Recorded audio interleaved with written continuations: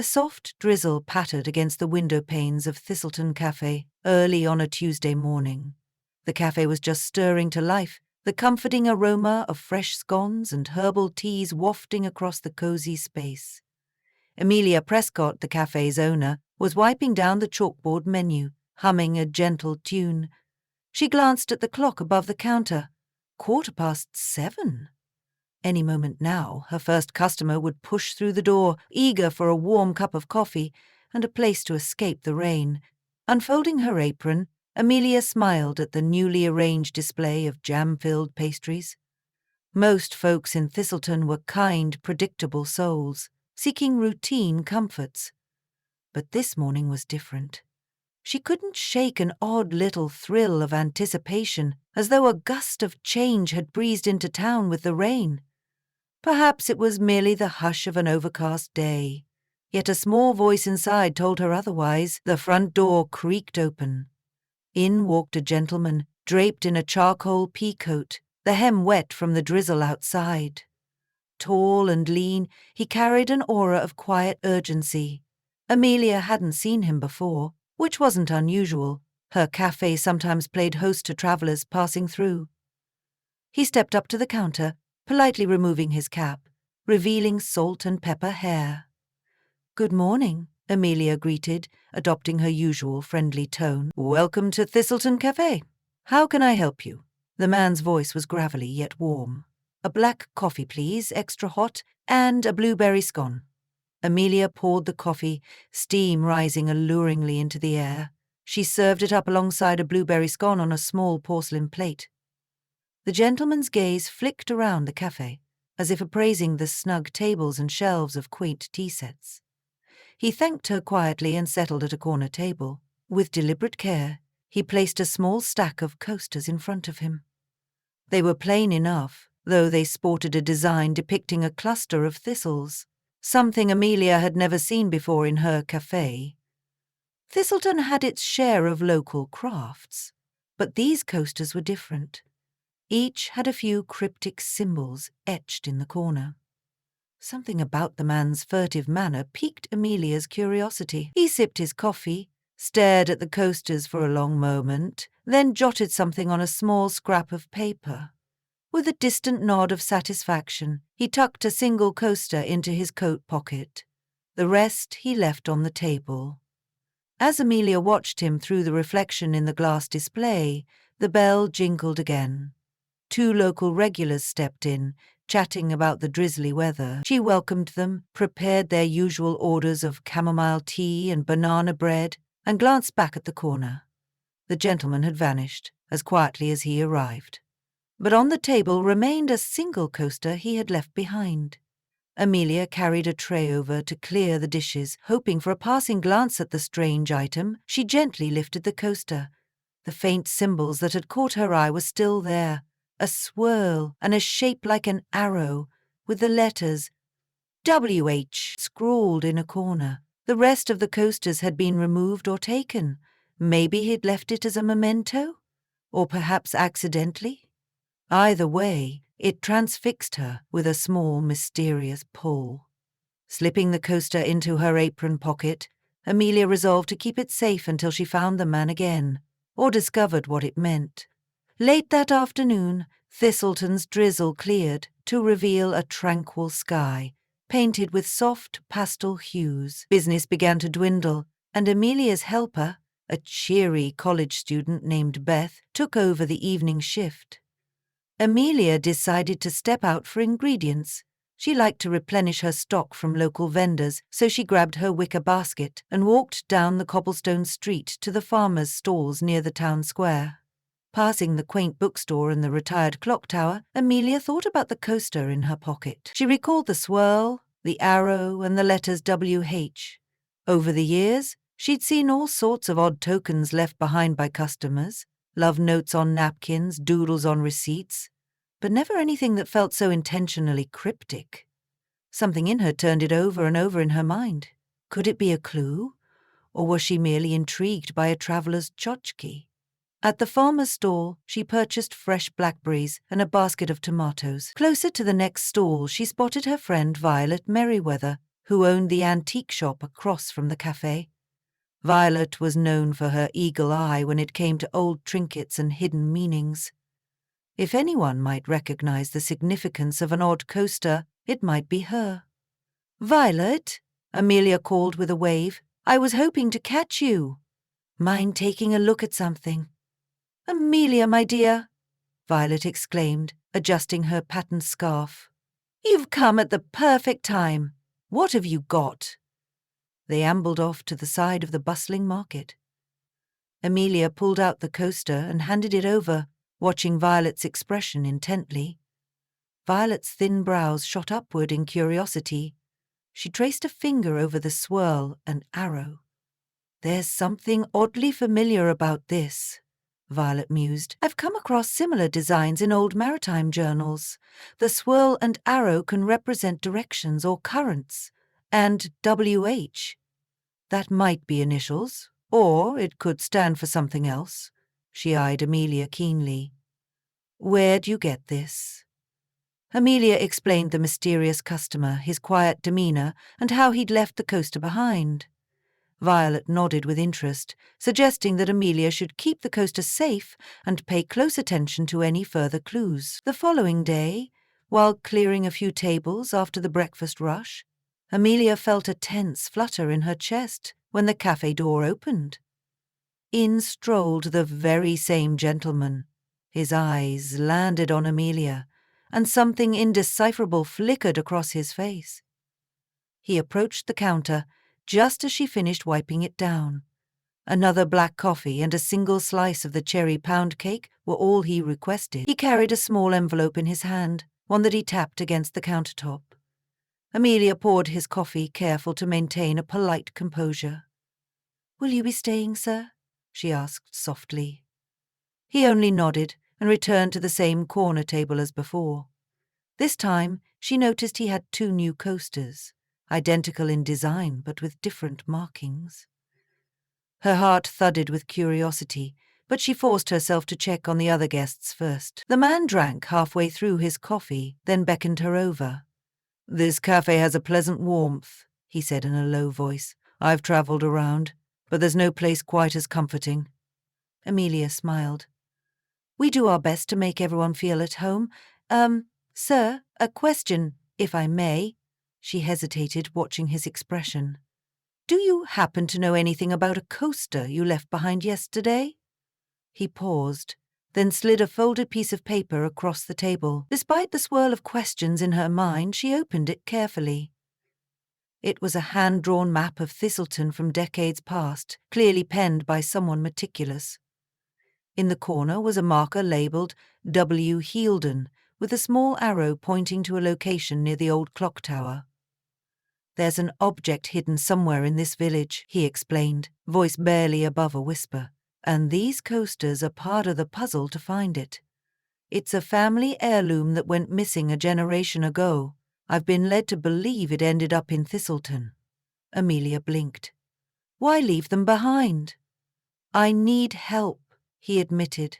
"I can't trust anyone too directly, so I left that first coaster half hoping someone with a sharper eye would notice it. That person might be able to piece together the clues." His gaze softened. "I see now that you have found it, or you at least kept it." Unsure whether to feel alarmed or intrigued, Amelia admitted she still had the coaster. The gentleman introduced himself as Edmund. He explained that his grandmother's ruby locket, the heirloom in question, had been stolen decades ago, rumoured to have been hidden in Thistleton by a distant relative who'd fallen on hard times. Over the years, fragments of clues had surfaced, each carved on coasters decorated with a thistle motif. Edmund had tracked them to antique shops and auctions, but they never formed a complete picture. He gestured to the map. "These letters, hey, might be referencing William Heirloom, a local man from the 1920s, known for constructing hidden compartments in furniture and buildings. He was rumoured to have stashed valuables around the town using coded messages. The swirl and arrow might signify a particular site in Thistleton." Amelia swallowed. "So you think this missing locket might be hidden behind some secret panel? or locked away in an old shop." "Precisely," Edmund said. "But I've hit a dead end. The final piece of the puzzle is missing one last coaster that shows the exact location within the building. Without it, we might be hunting aimlessly." Amelia listened, her curiosity now in full bloom. Something about Edmund's quiet desperation compelled her to help. He slid another small envelope across the table, the same one he'd been tapping. "If you're willing, keep an eye out for anything else relating to WH or that swirl and Cero symbol. I don't want to involve too many people, but you run the most central spot in Thistleton. People come through here, talk, sometimes gossip. You might catch a lead." She took the envelope, unsure but resolute. "I'll do what I can." After Edmund left, Amelia sank onto a stool behind the counter, heart pounding with an unfamiliar sense of adventure. She read the note in the envelope. "If you hear anything, meet me by the old clock tower at dusk." It was straightforward enough, but it hinted at secrecy. While the idea of a hidden heirloom sounded like something from a storybook, she couldn't deny the excitement thrumming within. She decided to ask Violet more about William Healdon. By lunchtime, the cafe was bustling, so she had to wait until mid-afternoon, when the flow of customers slowed to a trickle. She scrawled a quick message for Beth, who was about to come in for her shift, then dashed across the street. Violet was rummaging among dusty crates of antique books when Amelia arrived. At the mention of William Healdon, Violet's eyes lit up. "Oh, I remember stories my grandmother told me about him. He was something of a local legend, a tinkerer who created secret compartments in desks, wardrobes, even walls. People said he enjoyed leaving behind coded instructions, like puzzles. Some folks found hidden valuables in old pieces of furniture after he died. Some found nothing but cryptic writing." "That matches what Edmund described," Amelia said, explaining the missing family locket. Violet pulled a hardcover from a shelf. "Yes, here. It's a local history record, and I recall there's a mention of secret compartments in the old Merriweather estate, my family's property at one time. Let's see." She flipped through the pages, landing on a sepia photo of a grand, but now partially dilapidated mansion. "Healdon assisted with some of the woodwork in this place. The swirl and zero motif is something I've seen in coins and medallions from that time." Amelia felt a swirl of excitement. "So you think the locket might be hidden in the mansion?" Violet shrugged. "Possibly, but it's in private hands now, so we can't exactly barge in unannounced. Plus, the building's been partially converted into a lodging house. Still, if Healdon built anything there, it might hold the final clue." That evening, dusk came with a quiet hush over Thistleton. Amelia left Beth to lock up, then hurried to meet Edmund at the base of the clock tower. The tower stood like a silent sentinel over the empty square, its face lit gently by a single floodlight.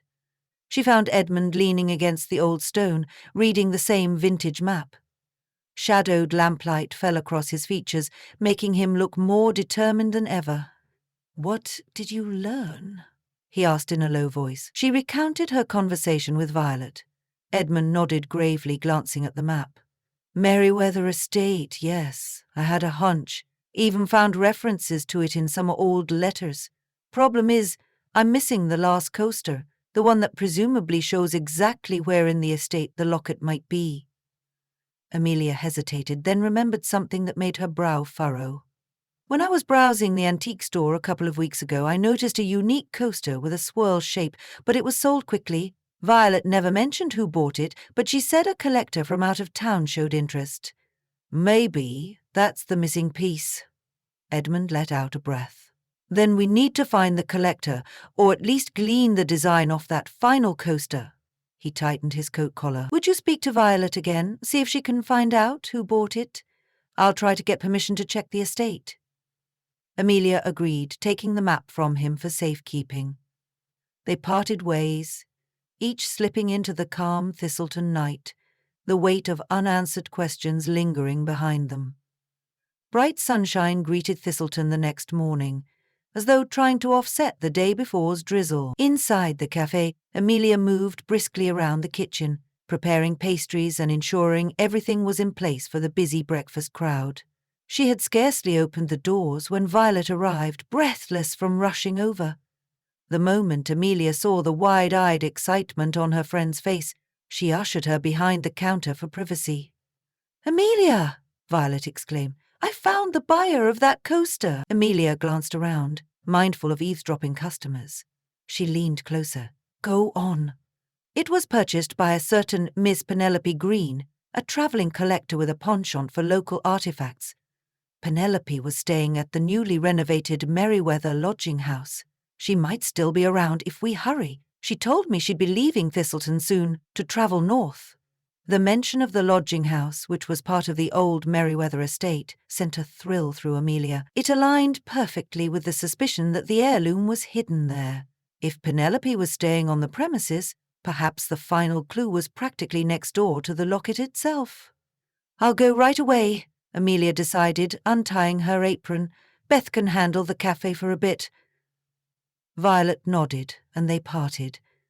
Amelia stopped just long enough to let Beth know she'd be out for an errand, then slipped into the breezy morning air. A brisk walk took her to the entrance of the Merriweather lodging house, housed in a restored wing of the old estate.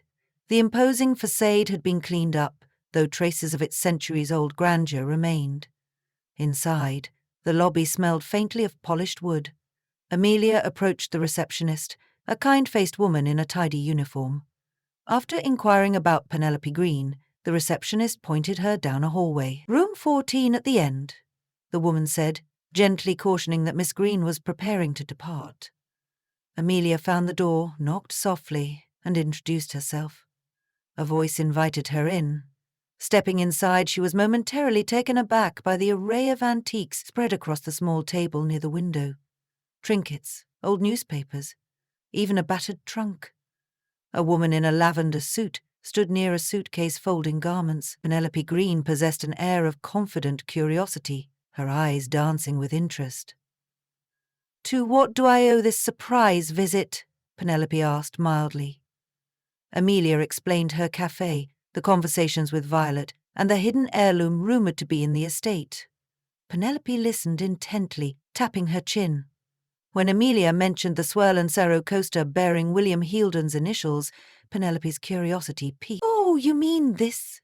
Penelope rummaged in a satchel, retrieving a cork coaster with an identical design. Sure enough, there was a coded diagram etched into the centre. A small rectangle with a swirl in one corner, an arrow in another, and a series of lines that looked like measurements. "This coaster seems to indicate some architectural detail," Penelope said. "I initially assumed it belonged in a puzzle box, but given the rumours about secret compartments in the old Merriweather estate, I suspect it could be referencing a specific location in the structure. It might be instructions for how to open a hidden drawer or panel." Amelia swallowed, wondering if she could persuade Penelope to help. "There's a man, Edmund, who believes his grandmother's ruby locket is hidden here, placed by a relative who stole it ages ago. We have a partial map and some other coasters, but this final piece is crucial. Would you be willing to work with us to find it? I'm sure Edmund would be grateful, and we'd happily credit you for the discovery." Penelope's look of surprise softened into a gracious smile. "I rarely pass up the chance to solve a real mystery. Yes, I would be more than willing to help, on one condition. I'd like to document the process in my travel journal. I find that such historical sleuthing deserves to be recorded." Amelia agreed. They arranged to meet that afternoon, along with Edmund, to search a portion of the estate that still retained original Healdon architecture. By mid-afternoon, Amelia, Edmund, and Penelope found themselves in an older wing of the estate that had not yet been converted into guest rooms. Penelope carried her travel journal and the final coaster, while Edmund clutched the partial map and the other coasters. Dust danced in the rays of late sunlight as they moved down a corridor panelled in dark wood. The swirling arrow design repeated in the small carved accents along the corridor. Edmund brushed a hand over them, almost reverently. "Healdon's handiwork," he breathed. We must look for something that matches these lines precisely. Penelope knelt by a segment of wood panelling. According to the coaster diagram, we should be looking for a latch or knob near a corner joint. See that swirl? It could indicate the twist of a hidden lock. Amelia bent low, running her fingers along the seam of the panel. The wood felt smooth, except for a slight depression. She pressed it carefully. With a soft click, a panel slid open, revealing a narrow compartment. They all leaned closer, hearts thumping. Inside the compartment was a small wooden box. Dust covered its lid, and initials WH were etched on the side. Edmund exchanged a breathless glance with Amelia before gently lifting it out. The box creaked open, revealing a folded piece of velvet cloth. Huddled together, they peeled back the cloth layer by layer until a glint of deep red shone through. The ruby locket, a teardrop-shaped gem enclosed in a delicate gold filigree setting. Even caked in decades' worth of dust, it shimmered with undeniable beauty. Edmund's voice caught in his throat. "It's been in my family for generations," he whispered. "My grandmother used to tell me stories about its significance, and now, here it is! After all these years..." Amelia felt a surge of quiet awe. She glanced at Penelope, who was jotting down notes in her travel journal, eyes shining with excitement. The cozy smell of old wood and the hush of centuries of secrets pressed in around them, merging the past and present in a single... "Thank you," Edmund said, his voice trembling slightly. "Thank you both. This would never have been found without your help and vigilance." Penelope grinned, snapping a quick photo for her record. "Delighted I could be part of it. It's a remarkable piece of history." They emerged from the old corridor into the bright lobby, carefully carrying the newly discovered treasure. The manager of the lodging house gawped at the dusty box, but was too startled to protest. After a few congratulatory words among themselves, they decided to finalize details over a celebratory slice of cake in Amelia's café. A few hours later, Edmund sat at the corner table in Thistleton Café, sipping a final black coffee. The retrieved locket hung on a slender chain he clutched tightly in his hand. He looked noticeably lighter, as though a great burden had been lifted. Amelia served them all slices of warm apple crumble pie, the cafe's daily special. "This place has truly become a second home these past few days," Edmund said quietly. "I hope you'll let me return the kindness in some way." Amelia shook her head. "Simply witnessing your joy and relief is enough. I'm glad I could help." Penelope set down her teacup.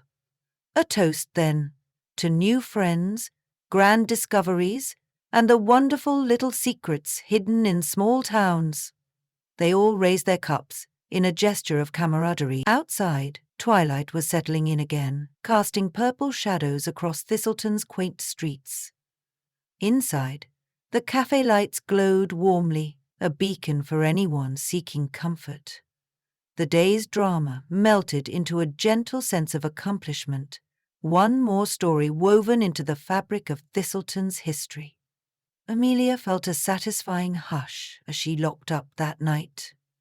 The coast was clear, the mystery solved, the stolen heirloom returned. In her apron pocket, she still carried the first coaster that had led her down this unexpected path. She looked at it one last time before slipping it into a keepsake box beneath the counter, a reminder of the extraordinary possibilities that could arise from the most ordinary of days. After all, in a cozy little town like Thistleton, you never knew when a cryptic clue might arrive with your morning coffee, changing everything you knew about secrets, friendships, and the heartwarming power of discovery.